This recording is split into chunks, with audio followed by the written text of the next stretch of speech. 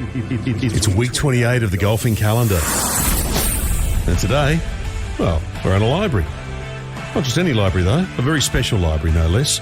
We're surrounded by books, by lots of golf history, and some very comfortable chairs at the famous Kingston Heath in Melbourne. Now, the hosts of Talk Birdie to me, Nick O'Hearn and Mark Allen. Well, different setup this week. We are in the library of the Kingston Heath Golf Club, the host of the 2028 President's Cup, and it's great to be here. We're going to be speaking with Andrew Taylor, the manager, the general manager here at Kingston Heath, a little later in the program, probably in the back nine.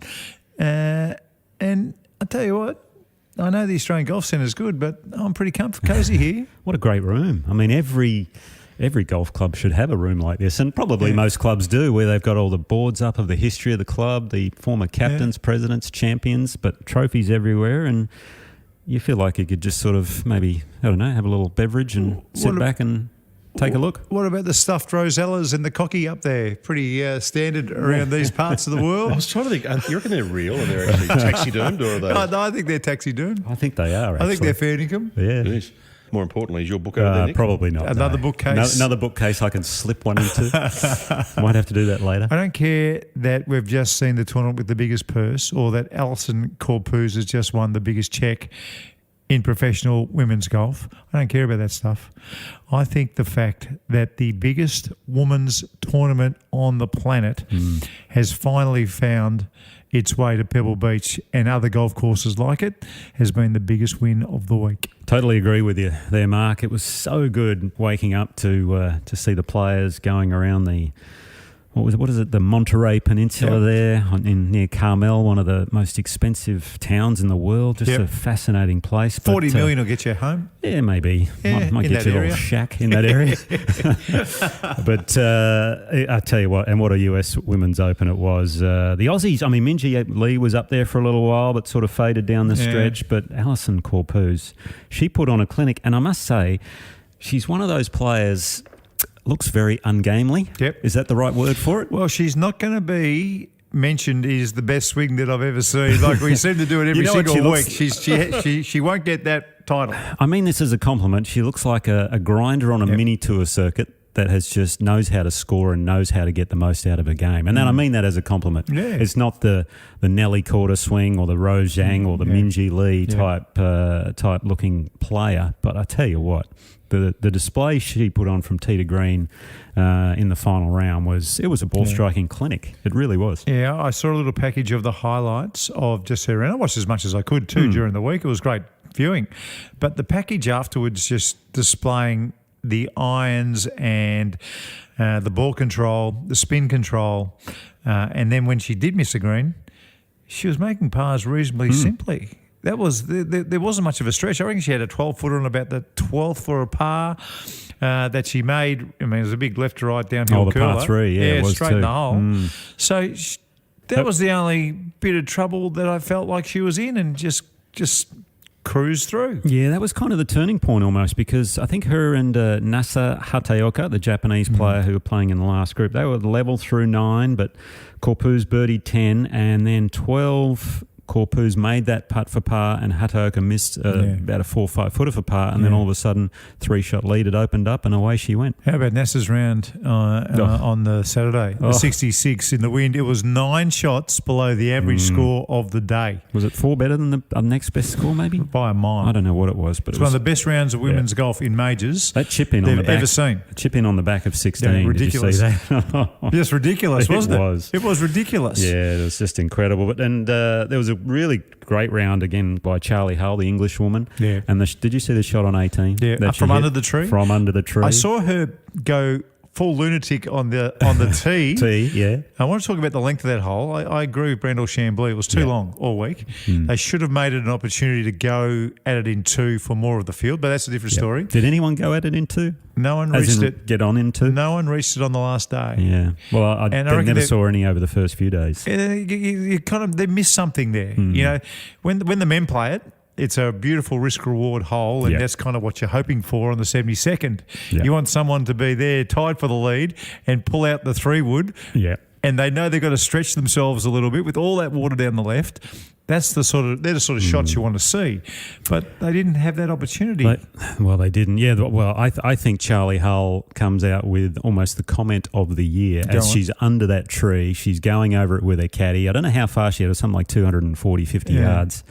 And she comes out with the comment, shy kids don't get the sweets. Yeah. Meaning, I have to go for this because I've got to make eagle. Her caddy was thinking about laying up, basically, and she's like, no. I'm going for this. I need to make an eagle here. And she hit a great shot, but just turned too much, went in the bunker. Didn't make birdie in the end, but she wouldn't have won anyway, even if she had a made eagle. You know what I found very strange, just at the start of the week, and I'm talking through my pocket here, by the way. Minjee Lee, the defending champion, she's the top 5 player in the world still at the moment. She's up there, top 10. Yeah, definitely top 10. Right, top 10. She was paying $29 at the start of the week. Was she really? She's like 20th in line. I think you got on that, didn't you? No, you know what I got on? I got on the $7 to finish top 10.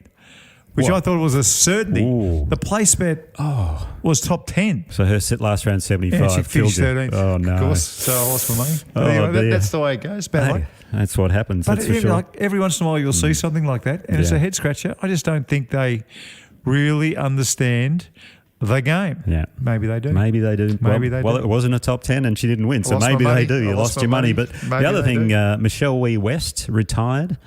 I don't know if you saw her playing with Annika Sorensen the first 2 days. Yep, I did. So she retired on the Friday because she missed the cut with a birdie. Yeah. Annika Sorensen, do you see her arguing about the drop where the ball went in on 18? She hoiked it left, and we're thinking, you're 7-10 over, you're going to miss the cut by a mile. Just re-tee it and hit another one.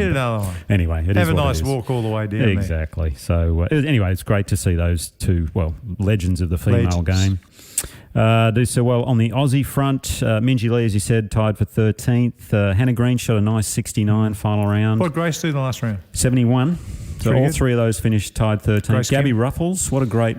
She shot 78 first round, came back with a 70 to make the cut. Fell away on the final round, 77. But again, she's playing Epsom Tour and she's killing it out on the main tour. So I woke up on Monday morning...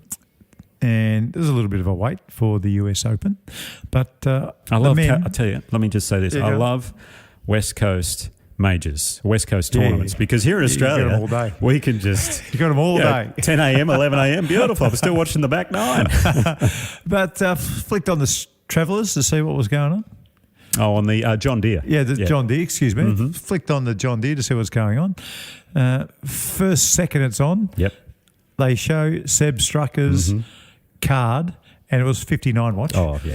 He's on the 17th hole. Well, he's 11 under through 14, by the way, and past 71 golf course. 4 birdies in a row to get to that point. Gets to 17. Commentators say, well, he's birdied this hole 7 times in a row, and he rips a drive. Commentators curse. Yeah, he rips a drive down the right-hand side, not on the fairway, but in that beautiful first cut where you're hitting an iron. Didn't quite find the gate at the front of the green, ended up in the trap. Doesn't get up and down. Not a difficult bunker shot, that either. Doesn't get up and down.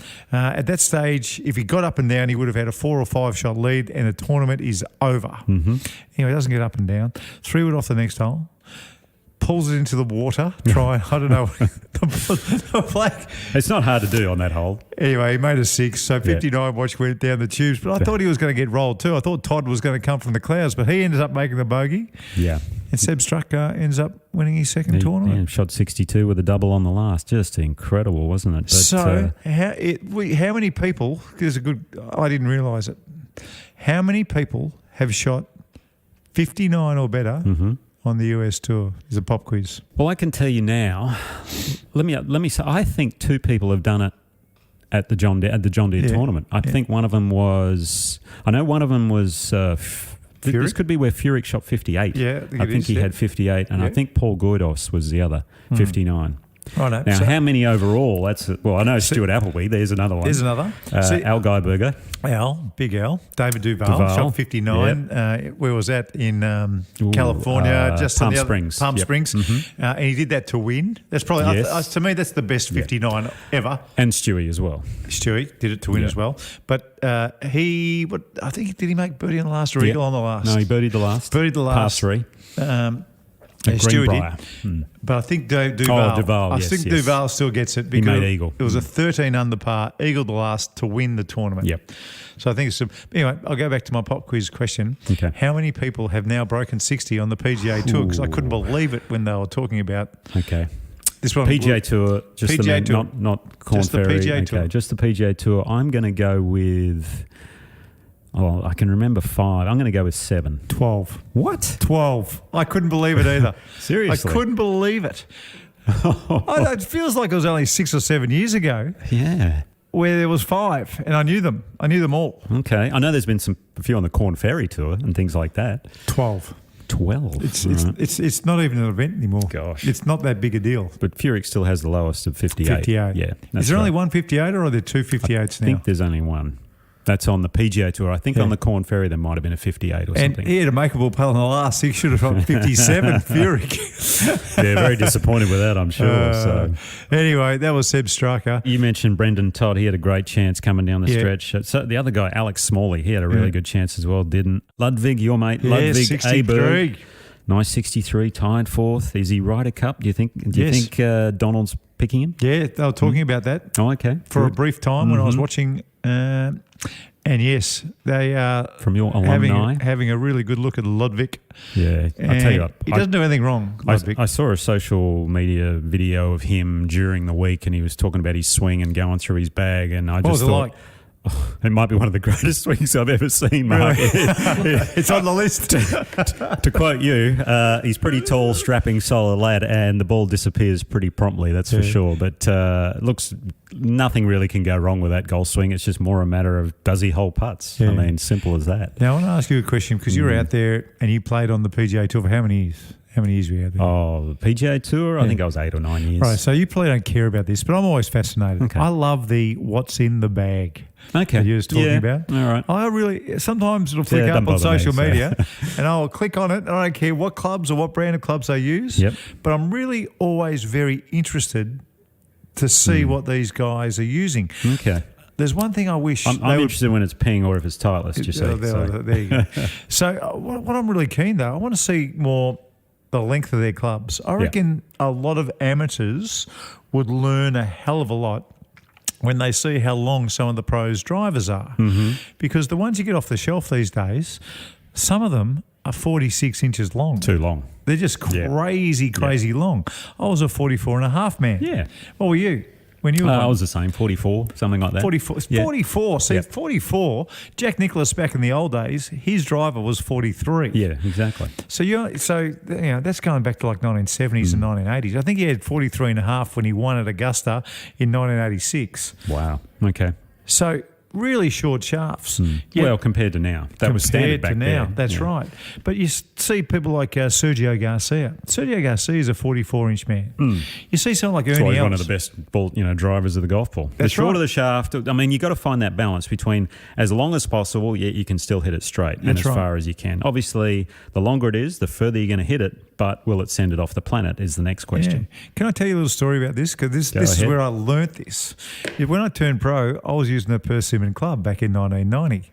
And one of the first set of clubs I had was Mizuno. I got some Mizuno irons, and they gave me this Mizuno 3-wood. Okay. It had a graphite shaft. It was the first time I'd ever had a 3-wood with a graphite shaft. And I'm telling you, this thing went too far. It went too far. So what I did is I put a steel shaft in it Okay. at the same length because I thought the shaft was hot. Yep. Ball went just as far. It was just crazy. It was like I had two drivers in the bag, and that's the last thing you want. You want the 3-wood to be in between at the time. I had a driver. I want the 3-wood to be right in between my driver and my 2-iron. So with the steel club, I hacked half an inch off. I thought that'd do a big thing. And there was this little screw at the bottom where you could put lead powder in. Right. So I'd cut half an inch off, put the lead powder in, get it back up to D3. It still went too far. So then I took another half And this an is inch. an issue for you. It's going too far. Well, the 3-wood. I didn't want to change my driver. In the end, Just get a 5-wood or a 4-wood. see, this is in the end, this 3-wood was an inch and a half shorter than I originally got it, and it was still really going too far. Wow. But it showed me that I love this thing. Like I ended up caving the face of this thing in. I had it in my bag for so long. But because now the shaft was so short, I never missed the centre of the club. And because I never missed the centre of the club, I became so confident with this crazy short 3-wood that it became a fairway finder. Yeah. You know, on the par fives, it was just that shot. You know, I could really rely on it. And this is the whole principle of the short driver. This is what you're talking about. This is what I always did. This is what Sergio Garcia does. You hear it every once in a while. But getting back to the what's in the bag, I wish they showed amateur players how long the drivers are of the best players in the world, because I don't think there's too many of them using 45 inches plus. Certainly not 45 and a half plus. I don't think so either, no. I mean, if they want to hit the fairways, they certainly aren't, that's for sure. So, and that's a great tip for the listener out there is make sure your driver is not too long, because that will send it sideways. That is right. And when you're getting fitted, don't be scared to ask, can you get the swing weight back up if I take this 45 and a half inch driver or this 46 inch long driver? If I cut it back an inch and a half, can you put the swing weight back to D2 or D3 minimum with a graphite shafted driver? Because otherwise it'll feel like a toy to you. I'll tell you what, I did my traineeship back in the day and I still don't know much about swing weights. It's got me so totally confused. I get lie angles and, lofts and all that. The other thing, again, with lofts these days, is the modern 7-iron is like the loft of what we used to have in the 6-iron, 5-iron even. That's right. So that's why they hit the irons so far as well. I played ping clubs for a little while. And when I got my ping clubs, they said, would you like them pro lofted? And I thought to myself, well, yeah, I'm a pro. Yeah, why not? I'll give him, what's the difference? And they said, well, your pitching wedge goes from 50 to 48 and then 2 degrees off every single club. So a 48-degree pitching wedge these is weak as water. Yeah, now it is. It's absolute weak. Yep. Jason Day there for a little while was using a pitching wedge that was 43 degrees. Wow. Now, there you go. I think Tiger's got a 49-degree pitching wedge, a 45-degree 9-iron, and something like a 45-degree 9-iron. Yeah, wow. Okay. weak, and a 41-degree 8-iron, something like that. So Jason Day's was only 2 degrees off. Jason Day's pitching wedge was 2 degrees off Tiger's 8-iron. Yeah, but at the end of the day, it really doesn't matter what number you put on the bottom of the club. Right. I mean, I always say to people, if you want to hit a 7-iron further, use a 6-iron. Now, it doesn't really matter what the loft of, what the number says on the iron. It's just how far you hit each club, basically, and then work from there. It gets very distorted what you see on the TV with all this, carry distance and that, as far as these players do hit the ball. But anyway, I'll tell you who was hoping they had a a weaker club was Nacho Elvira in the what's the tournament called again? It's Nacho Elvira. How's that for a name? Good name. That is a good name. Made in Himmerland in Denmark on the DP World Tour. He had a one-shot lead playing the last and went half a club too long over the back. What was over the back? If he went in the bunker, he would have been fine. Yeah. Unfortunately, he got hung in the grass, and he played this shot. He was one shot ahead of Rasmus Højgaard, one of the Danish players. So obviously, everyone's going for Højgaard, being this tournament in Denmark. He's him and his brother are a gun. They're both guns. But Elvira had to get up and down for the win, and he's playing a shot where it was kind of like he thought it was going to come out soft. Yeah. But it didn't. But he was up against the collar, and I actually want you to do your masterclass on this a little bit later. I actually think he should have belly wedged it. Now, if you watch the US Women's Open, a lot of the women were belly wedging from that little sticky rough. Yeah. And this, to me, where Elvira, sorry, I'm not sure if I got the pronunciation correct, but just call him Nacho. Nacho, with cheese.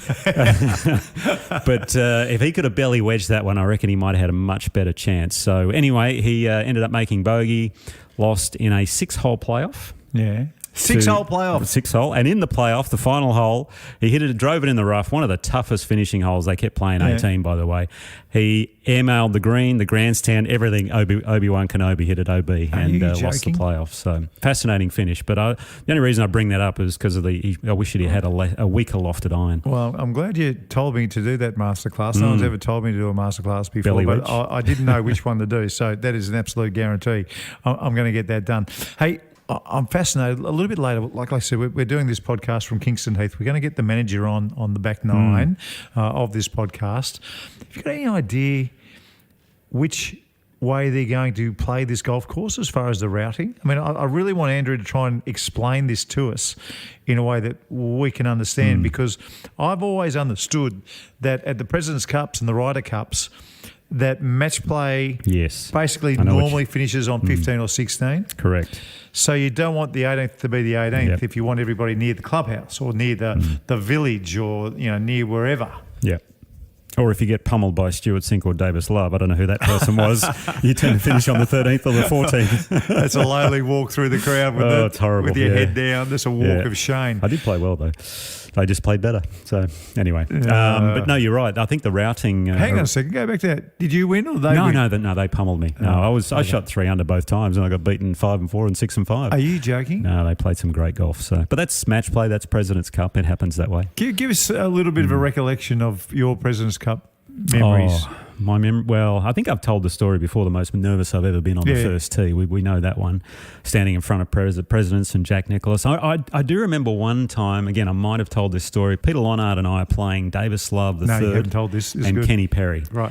In best ball. Right. Okay, so you play your own ball, best score. Yep. Pretty tight in the match early on in the back nine. Pete's out of the hole. Davis and Kenny are about 6 and 8 feet away. I'm about 15 feet away. So I've got to make this to have any chance of halving the hole. Roll the putt in. And the whole crowd, we're in Washington, D.C., goes, oh. And there's one guy on the side, lonely clap. Guess who it was? Jack Nicklaus. Oh, you're kidding me. All class, Jack. The greatest of all time. No, it was brilliant. One man clapping. Davis and Kenny both missed their putts. Yes. Peter Lonard and I went on to win. It was a great day. Was Jack still clapping after they missed their putts? No, he probably wasn't about that. But it was very classy of him to do that. Hey, interesting stat too. We're talking about Allisen Corpuz before. First woman to win the first US Open at Pebble Beach. Yes. Who was the first man to win a US Open at Pebble Beach? Ooh, I'm going to say Jack Nicklaus, 1970. That's right. So is that right? Yeah, that's something like that. No, even earlier. I'm not sure.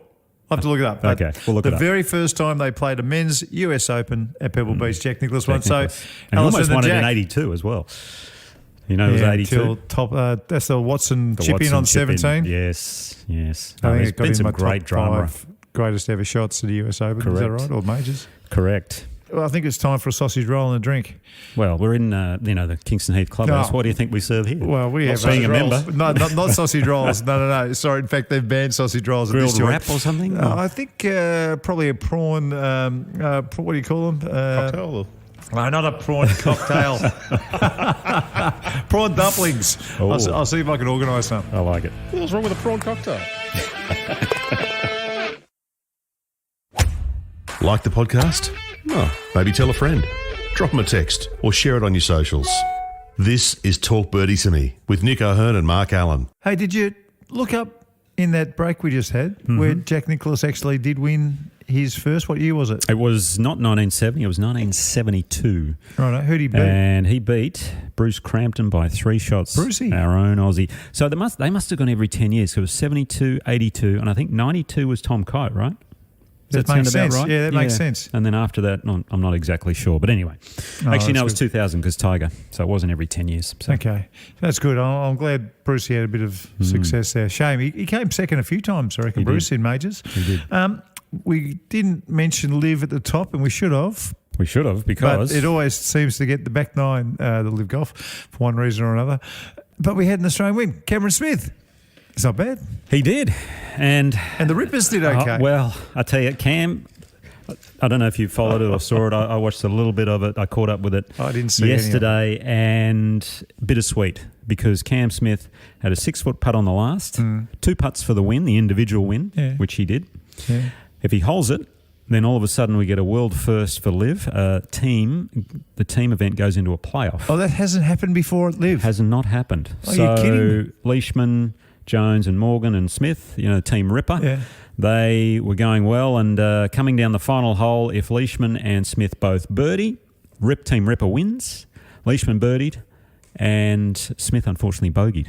So, which you're is kidding. He missed a 6-footer, which for him is very rare. Rare. Because I watched some other highlights, and I tell you what, he put on a putting clinic. Geez, It was incredible. Jed Morgan would be spewing.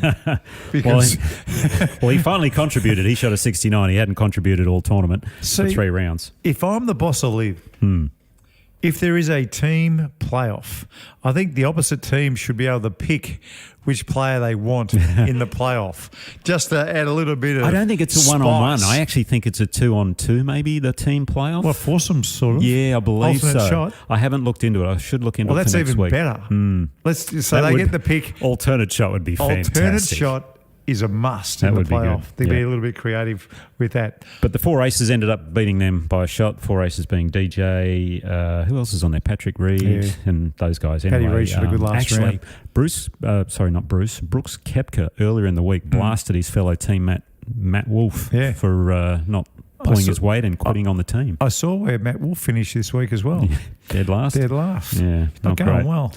Yeah, I think he has a few mental issues as far as mental health issues go, Matt Wolf, so he's working through those. But it's not great when your team captain sort of pulls you out like that. But anyway, it was a good result for the Aussies. By the way, forgot some of the other Aussie results of the John Deere, Aaron Badley, tied for 31st. Jeff Ogilvy, good to see him make the cut over there. Good on him. Tied for 42nd. Harrison Endicott, another cut made, well back in the field, tied 66th. And on the DP World Tour, which Rasmus Højgaard won, David Micheluzzi shot a 3rd round 62 and was right up there for a little while. That's the Micheluzzi we know. Yes. Finished tied for 17th, so banked a nice 50,000 euros. So that's really good. He's cruising. So fully exempt next year, by the way.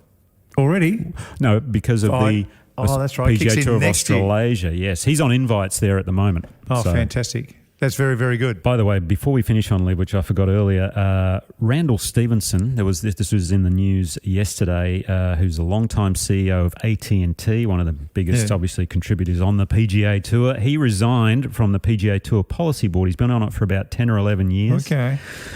All part of this PIF deal. He's a bit concerned over the framework, and his quote was, it's not one that I can objectively evaluate or in good conscience support in light of US intelligence report concerning Jamal Khashoggi in 2018. So he has resigned from the Tour Policy Board. Now, that's a big deal because they're the people that need to get this over the line. Now, this probably works in favour of the PIF because it sounds as though they're getting the people that aren't going to vote for it off the board in a way. Jay Monahan's back too from his illness or whatever illness he did have. He's coming back as commissioner. Okay. If you're not sure who Khashoggi is, that was the journalist who was, well, we've never seen him again. It's pretty simple. He was executed. We've never seen him again.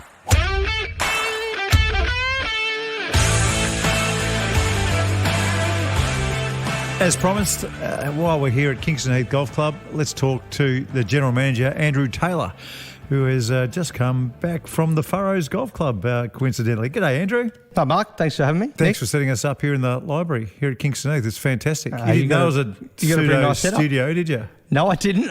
It's a little bit different to how we normally roll in the library here, but I like it. We might multi-purpose. Yeah, I'll tell you, there's a lot of history in this room. I've been reading the club champions from back in 1925 it started. Incredible. Yeah. Well, first of all, Royal Melbourne, Peninsula Kingswood and Kingston Heath, they were all bidding for the 2028 President's Cup, and Kingston Heath finished up on top. Congratulations. How did you find that process? Thanks. It's a remarkable journey. It's been probably a year and a half in the making. So I guess for us, the first part was actually getting ourselves into a position where we could actually tender for the event. So that probably started back in March, April last year, and then went through a pretty comprehensive process working with the PGA Tour. So they sent out a team back in June, which was kind of a tournament hosting inside the ropes team to identify if the courses were acceptable and whatnot and capable of hosting an event.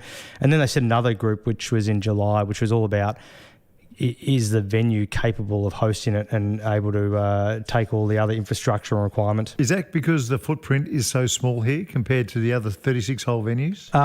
They inspected every venue, but I mean that was definitely our challenge. Our challenge was how are we going to accommodate the requirement to this event? It's not the typical 18-hole stroke play event. It's has much more infrastructure requirements. The build will start a lot further in advance, a lot more corporate hospitality, and obviously it's a really different type of event because it's 12 on 12 and not many golf balls out on the course. So how do you stretch out the fans? How do you create some elasticity in the golf course? You make sure that the fans aren't standing on top of each other when you've got the foursomes and the four ball and whatnot. So that was a really interesting part of the process and how we presented to them. But to your point, we've got a small footprint, so we had to come up with some really unique ideas on how to secure space and utilise the space that we do have to make sure that we can actually accommodate what they need. Yeah, an impressive get there, Andrew, to overcome the other two big venues, as you say. But one question I guess I've got is the layout. I mean, the traditional layout, well, it has varied. Obviously, we had the Australian Open, the men and the women, where you changed that around again with that first tee being, what was that, Mark? First was 7th. First was 7, and there once upon a time when Curry Webb won an Australian Open here, the 18th was the 6th. So there's had quite a few different turnarounds. Variations, yeah. So, and in match play, it's kind of an unusual thing where a lot of matches tend to finish on 15, 16. So getting that energy near the clubhouse, is there any thoughts on what the routing will look like? Will it look like what we have seen at the past Australian Open or just more the traditional? Yeah, it's a fascinating question. I don't know for sure, but I'm almost certain the composite course has changed over time as well for their events, and they've got so much flexibility in what they could do. It's amazing how many different routings we can do here. So we have 19 holes. We provided 10 different course combinations in advance of how we thought we could set up 10. Wow. And you could get a couple of the furrows holes in there as well. I don't know if it quite work for this group. But what was really interesting about our course is because there's a couple of interesting junction points kind of around that 19 green, 12th tee, second tee area, but also where the 10th hole is, for those that know Kingston Heath, it sits right in the middle of the course. Typically that hole comes out of play for most events. I love that hole too. It's one Great of my favourites. Hole, yeah. But it's a tight junction point and it's a little bit awkward there, especially when you go back tee on 4 and 8. So we came up with a lot of different routings, and one of the most far out routings actually included the 12th hole coming out of play. Wow. So to give you a little bit of concept as to why, we looked at one option where we took a par 5 out on the other side of the golf course purely just to give space where we could build up some different type of fan village and fan experience zones. But yeah, we came up with 10 combinations, so I'm happy to share with you an unconfirmed routing if you like. Please do. Absolutely. You think you can follow it? Okay. Hang on a second. But one of the reasons this is interesting is because most match play matches will finish around 15 or 16, won't they? Yeah. So you kind of want 15 and 16 somewhere close. Well, you certainly want it where you can build infrastructure. So it doesn't necessarily have to be close, but you've got to be able to have the space in that area to be able to build. So for those that know Kingston Heath, I'll start on Kingston Heath number hole. So start on 7. Hole 7 is typically the first in a lot of the sort of normal stroke play events. So you start 7, then you go to the 4th, then you go to the 5th, 12th, 13, 14, 15, 16, then we go to 9. Wow. Then we head from 9 over to 11. So 10's out of play. Play 11, head over to 2, 3, 8. This is impressive. You can remember all this, by the way. 17. Yeah. 18. Yeah, and so 1. 18 is actually about the 16th hole, is it? Or the 15th hole? Yeah, 15th. Yeah, 1. 19. 19. 6. 6. Yeah. So 6 will actually be the 18th hole again. Right, so you'll have 17, hang on, there's 18, 16, 15. So 17 will be 14, 18 will be 15, 1, 16. Yeah, so all the holes are close to the clubhouse. Yeah. It's very, very good where most of those matches are going to finish. Yeah. Brilliant. Yeah. Well done. Yeah. So a lot of our routings ended up with a similar style in the finish, being holes 18, 1 and 6 were somewhere in the mix around the finish. But it was all the combination of holes that we did sort of 1 to 14, which was most interesting. Fantastic. That's a lot of thought has gone into that, obviously. That's amazing. It is incredible.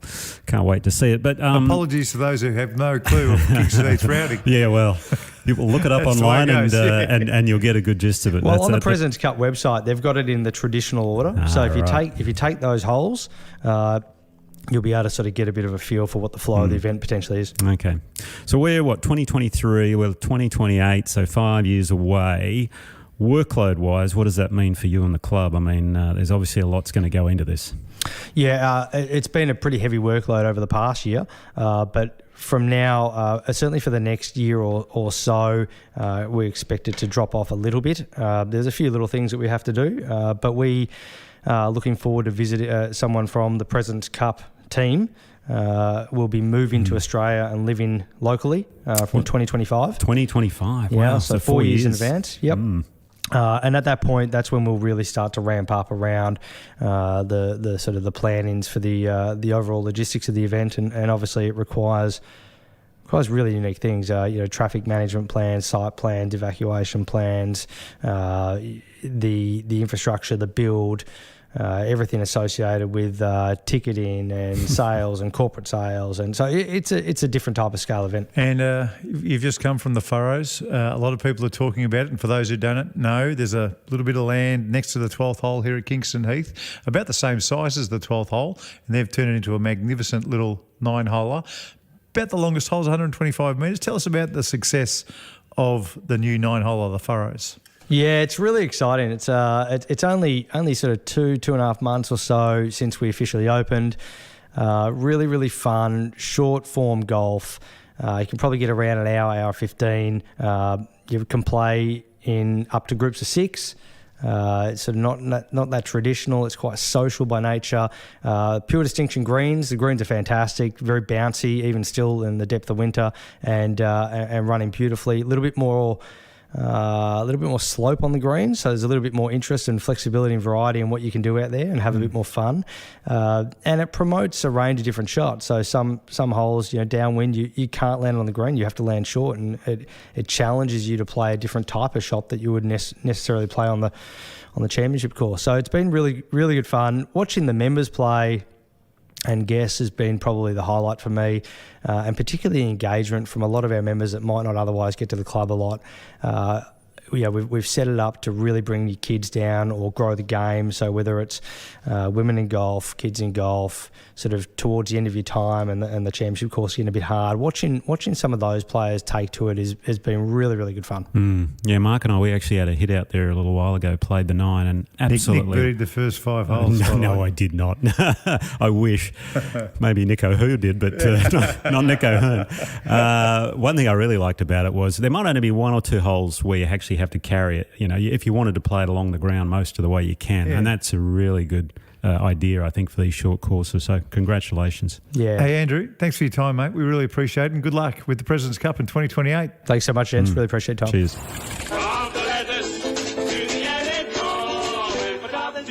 Righto, feedback time. Dan, what have you got for us? Well, we've got a few bits this week. Here we go. Now, this is from your new segment, Mark, that you created a couple of weeks ago. What was that? The brag one, where good. people say good things about what they've done. Yeah. Got a message here from Peter Coulson. I've been playing golf for just 12 months. I'm 51 years old. I got my first eagle today. Hole out third shot from 81 metres out in competition. Still only 35 points in Stableford. Sensational. How good's that? They're nice little just marks you along the way to Your playing first fantastic hole out's golf. always great. It is. It is a good feeling. Got a tweet from Tim McCullum here. Yes. This is for you, Nick, actually. Okay. This is in response to your comment about Bernard Langer last week, where you said you revealed your nickname for Bernard, which was BMW. Was it sheer driving pleasure? Because that's their slogan, but I think I might have said something else. The ultimate driving machine. Oh, no, it was German engineering. That's German right. precision or something like that. Something like that. So Tim said, German precision, love it, but why BMW and not the Merc? Oh, okay. The Merc. Well, That's a good one, but I prefer BMW. He's got the Mercedes on his sleeve, hasn't he, Langer? I think he does. Oh, there you go. Does he? Yeah. Okay. Yep. Got a question for you guys here from Marcus O'Callaghan. It's a long question, so bear with me. Guys, loving the show. I listen to a few US golf podcasts and generally hear a lot of low handicaps. It seems like their handicapping system is somewhat subjective. They play any kind of social round and the card from that round can be submitted. They even include cards where there are gimmies. Is this right? Can you please explain the differences? Have you noticed a difference in pro-ams or just generally between US and Aussie amateurs? I'm guessing an Aussie Euro scratch marker would be at a different level to US amateurs. Feel free to pile into the US if you want to. I can confirm that they do count gimmies. It is exactly the same handicapping system as we have here. They're trying to have the same handicapping system right around the world. The world handicapping, yeah. Which makes sense. I mean, if we're all playing the same game, and there is slope, and the slope is a way of measuring the difficulty of a golf club. So every golf course, they come down and they get their slope rating. But yes, the Americans, they're prone to giving 4 and 5 footers, and sometimes 10 footers. If you're in the right mood. if like for instance, somebody might have had an eagle on a hole, you'd have a 10 footer, and they just walk to the next tee, and they'll just give you the 10 footer. What are your thoughts on the gimmies? In any social game, look, we're not putting a comp card in. Fine. My thoughts on the gimme is it's a wonderful social part of golf. I absolutely love it. But there has to be a conscience in there somewhere. So, for instance, in my view only, and I'll be howled down here. Okay. But if everyone's giving putts that are unmissable, so 6 inches to a foot, to a foot and a half, to if you're having 28 points on the day, to 3 feet. Okay. All right. If you're having a shocking score, 3 feet. But if you do that, the rounds will quicken by 20 minutes. By 20 minutes comfortably. If you are in a group where they play gimmies, and let's face it, there are some golf clubs that do. It's as simple as that. Then if you don't play gimmies, your handicap might be 10. But if you do play gimmies, your handicap will be 8. So I think the gimmies take care of themselves because of the handicap. Okay. So in my view, and my view only, I'm sure, if there are a group of people at your golf club who are counting gimmies in the score, don't worry about them. Okay. Because their handicap will come down. And they'll sort themselves out a bit later. The handicap will sort it all out. Okay, yeah. That's just my view. And I'm preparing myself for some feedback next week. You know what? Whenever someone asks me for a gimme, they go, "Is that good?" And I say, "Well, if it's that easy, just knock it in." Yeah. I love the social aspect of it. So do I. Yeah. The social. Is that right? Come on. You know, it's what golf is. You almost need to pre-establish a rule of like if someone has a putter and if it's say the steel. Where the steel meets the grip is 2 feet. You go, if it's within the steel, fine. Yeah. But establish a rule because all of a sudden 2 feet becomes 3 feet, becomes 4 feet, and then away it goes. Well, here's the thing. There are some 2-footers at a course like Kingston Heath or Royal Melbourne or Lake Carrinup or... You had to practice 2-footers, remember that? New South Wales. That's right. I had the heebie-jeebies with them. So there are 2-footers and then there are 2-footers. But you've got to still protect the field to a certain degree. Sure. But... I wouldn't go crook at people who are gimme groups. Okay. Just let them go. Their handicap will sort themselves out. Yeah, cracking question from Marcus. And he's also finished this up by saying, by the way, guys, sometime in about 91, I saw Peter Thompson drive the green at the first at Sorrento with a metal driver with a gold graphite shaft. Wow. It would have been the old TaylorMade, wouldn't it? I reckon the first TaylorMade club that I saw Robert Ellenby using when he was an amateur came second at the Australian Open. Was that with the burner? It was the burner with the gold shaft. Wow. So I wouldn't be surprised if Tomo was flicking one of those around. Now, another question for you guys. This one's from Brett. Brett's on the phone. And I reckon Brett's a member at the Rosebud Country Club. G'day, Brett. G'day, Mark. How you going? Good? Mate, I'm very, very well. And Nick's here as well. Hey, Nick. Hey, Brett. Thanks for... giving us a question today. Fire away. What is it? So shout out to Terry. He's an awesome coach, so I'll get that in quick. Otherwise, he'll kill me next time I see him. Terry Pilkadaris? Yes. Based out of Keysborough. He's an awesome coach. Measures you, fits you. He's fantastic. Wouldn't want to see anyone else, really. Oh, that's a good start. That is. And he's a West Australian too. So he's a West Australian. And he was he's a top bloke, Terry, and a very good player. He was a very, very, very good player. He was actually a poster boy of the Asian Tour there.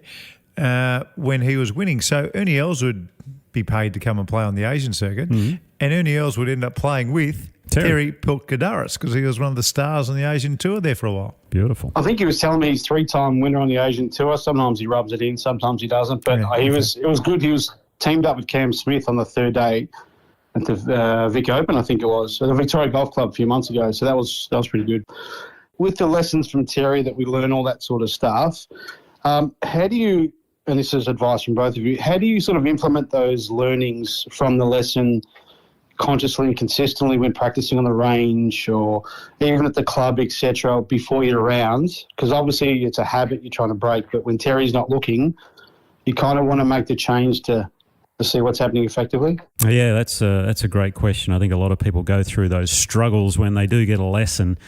When they go to the range without their coach, they go, well, hang on, am I doing it right? Am I not? Et cetera, et cetera. So I always find the best way when you're doing those things is you have one or two things that you're working on, and whatever they are, when you're working on technique on the driving range, Brett, what you want to do is you want to over-exaggerate things, like really take it to the extreme so that, for instance, if you lay the club off or whatever, so you want to get it more across or on plane, well, then you should feel as though you're getting it way across the line or something like that. Or if you're making a grip change, really over-exaggerate it and work on that for, maybe 20 or 30 balls, and then just go back to normal, hit a few balls normally, and then go back to over-exaggerating it and so on. And so you sort of go back and forth, and after a while, when you start over-exaggerating things, it'll bleed its way into your natural game. And when you go out and play on the golf course and take it on the course, that's when you just forget about it, play your natural game. Only work on those things on the range. If you're trying to implement swing changes on the golf course, that's a really tough thing to do. But that's what the short game's for. You just chip and putt better, right, Mark? Yeah, that's exactly right. And Brett, I reckon Tiger Woods always says feel and real are usually two totally different things. And what you'll see the best players in the world do is that they will exaggerate these feels, and you see a lot of them do it in their pre-shot. You can see them rehearsing what they're trying to do, and what they're trying to do looks nothing like what they're actually doing, but I promise you they are actually feeling what they are rehearsing. And one other thing I reckon you can do, it helps me a lot, get your iPhone out and stick it, and just make sure you're not going crazy with it, because I promise you this, if you do what Nick says and exaggerate, when you see it yourself on video and you go, wow, that looks nothing like it should feel, then you actually, it gets in your head and away you go. You'll get some confidence from seeing your exaggerated feel to a very normal look. Understood. Similar to what Ricky Fowler does, I know, with his pre-shot as well. Yeah. He does the take things like that as well. But yeah. That's wonderful. Thank you, guys. I appreciate the advice. I'll take it on board and implement straight away. Good on you, Brett. Good luck with that 12.3 handicap. Hopefully you're down to single figures soon. Thanks, Brett. By the end of next year, we'll have to be at 5. So there we go. Good. Beautiful. Let us know if you do. Well, thanks, guys. That's a future top 5, for us. Crazy rehearsals that look nothing like what they're actually doing when they're swinging the club. I'll work on that for next week. I'm just going to give you one, just a teaser. Yeah. Alex Noren. Oh, Alex Noren. That's a beauty. My God. Yeah. I'll give you another. The first time I ever saw it, Corey Pavin. He gets a bit of a run, Corey Pavin, on this podcast. A bit like Steve Stricker. Yeah, that's right. Corey Pavin, when he was exaggerating the over-the-top, he would make these huge 2-foot over-the-top moves. It looked like he was trying to swing like Craig Parry used to swing. Yeah. Or Bruce Lesky used to swing. Yep. And you go, what the hell is he doing this in his rehearsal for, or his practice swing? And then you get over the ball and it would go straight up and straight down. And you go, what? Looks nothing like it. But he was just trying to exaggerate a feel. Feel and reality, as you say. It's time for our top 5.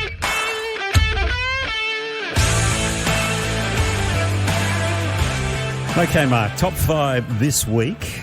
We're going to do something. Now, was this, Dan, was this asked a while ago? Someone said for this top 5 masterclass? Well, it depends which one you're doing. Okay, well, I'm doing the top 5 voices in golf. Oh, yeah. So commentators. That was asked some time ago. That was asked a while ago. By somebody, yes. Yep. And at number 5, someone who I love listening to, and we listen to her a lot on the PGA Tour, Dottie Pepper. Owns it. Just incredible. Owns on-course commentary. Yes, on course she is the best. The best. I think. If you've been here, you go, oh, wow, these greens are so big. But in fact, they're very, very small. They make you be very, very precise. Much more difficult when the wind is into your face off an uphill lie like you'll have at the first. She was a good player. No, Dottie she Pepper. wasn't she? Yeah. Great name for golf too. Dottie Pepper. Love it. Great name. Yes, for sure. Okay, number 4. Tell me if you've heard this before. Better than most. Oh. Better than most. Who is it? Is it Coke, David? Who is it? Gary Coke. Gary Coke. Yeah, that I was going to call him David Coke. Get Gary 17th at Sawgrass, Tiger Woods, that putt going down there. But Gary's just had a heck of a career in the commentary. Just one of those voices where as soon as you hear it, you know. Let's have a listen. Johnny, that's better than most. How about in? That is better than most. Better than most. Oh, he's just the best, isn't Crazy he? putt. Yeah. Well, that was the most ridiculous putt. Yeah. And another one, well, again, from one of my favourite putts, 1986 at the Masters. Who can forget? Maybe, yes, sir. Vern Lundquist. Vern Lundquist, that's it. What a voice. I tell you, he has just that voice, that deep resonating. You think there's probably been a lot of whiskey and cigars gone into that voice, I think, over the years. But he was a Masters icon, and let's have a listen. Maybe. Yes, sir. Yeah, he's just one of the best, isn't he? Goosebumps. Goosebumps, Jack, with that big, stupid putter in the air. That was the worst putter I've ever seen a major champion use. And it was Jack Nicklaus. They sold a boatloads of those things too did. as well. They were shocking, weren't they? This is a tough one, the top two, because there are two voices in golf where you go, yep. And this is no slight to either of them, but I'm going to go number 2 is Jim Nance. Jim Nance. Which is a big call because everyone thinks Jim Nance should be number 1. He's obviously got the Masters tradition going. What's his line? It's like a tradition unlike any other. Yeah. And he opened it with Hello Friends. He's in the Butler cabin there and just an iconic voice. And that spiel he did with Tom Weiskopf back in the 86 Masters when Nicklaus was on the 16th tee, that was brilliant as well because he started out as more of a camera, out on the course guy, and now he's obviously host to many events throughout the world. Well, we've got to play that. Tom Weiskopf and Jim Nance, 16 at Augusta, 1986. Jack Nicklaus knowing he must continue the charge. He has to figure that Ballesteros will make at least birdie back at 15. If anyone has ever owned this hole, it would be Jack Nicklaus. When he won his first green jacket back in 1963, he did it with a birdie here at 16. And of course, who can forget 1975? The 40-foot putt. Tom Weiskopf, what is going through Jack's mind right now? He has not experienced this kind of a streak in a long time. If I knew the way he thought, I would have won this tournament. No, seriously. He is just going to fire this right at the pin. He's going to think, Jack, this is time right now. Make the swing that you are capable of making. Stay down, accelerate through the ball, make a good golf swing. Your destiny is right here.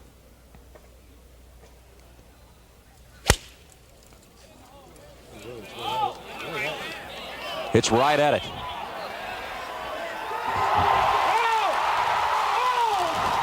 Oh, my.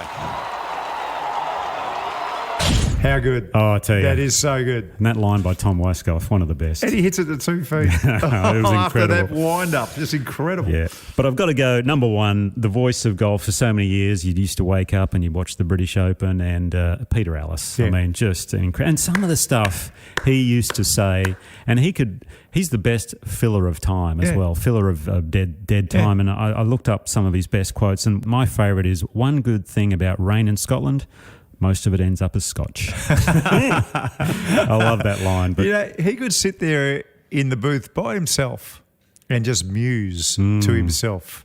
And it was like he was talking to you at home. Yeah. But he had an amazing way about him to where even in British Opens, there wasn't a team when he was calling British Opens. It was just Pete. They would pan off to people on the beach and he'd start talking about them having a dip, or there'd be pigeons somewhere on some trees. He was the best. Let's have a listen. Although he's had a 4 and 2 threes on this hole, he's going to be at least 3 shots ahead. A 6 will do. Oh, you lucky little rascal. And that bounced and seemed to go way to the right. Ah, he's brilliant, So isn't he? good. So good. Righto, it is time now for the Master Cups.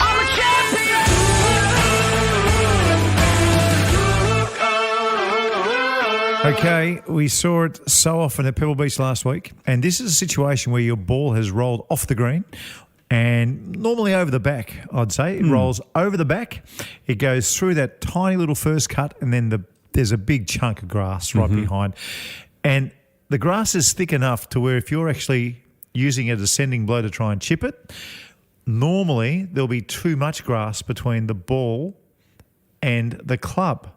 And it just makes it impossible to get any kind of consistency or any idea how far that ball is going to go. Yeah, you're not sure it's going to come out soft or hot, right? You got no idea. Sometimes you think it's going to come out soft and you come down a little bit Well, that's sharper. what Nacho Elvira did. And you jam it out.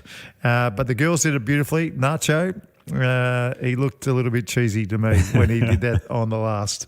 You like that one, Dan? Yeah, I do. Yeah, good. Anyway, I think the best way to do this, when you are purposely blading a golf ball around the green, there are two things. You've got to have your weight forward, because I still think, and this is just my opinion, I still think you need the tiniest amount of a descending blow just to get over the grass that is in front of the ball. But two, there is no wrist action. So when I'm employing a small shot with no wrist action, not much wrist action anyway. Are you going to the putting grip? I'm using the putting grip every day of the week. And I use a pistol grip. And I just think it's a much better way to do things. So my weight goes to the left when I'm a right-hander, and that makes the club descend into the ball. I'm doing this with a putting grip. And the amazing thing is, when you are trying to do this, that blade of the sand iron just seems to slice through the grass, and you make better connection because there is just one sharp bit of the club that is making contact with the ball, and not an entire face of the club making contact with the ball. Look out for our socials. I'll explain it much better on them. Nick, I'm not sure we'll be coming back to Kingston Heath anytime soon, but thanks to everybody for setting us up here. It has been great. Maybe next week we'll do it from Royal Melbourne. Who knows? Wonderful clubhouse. Thanks for having us.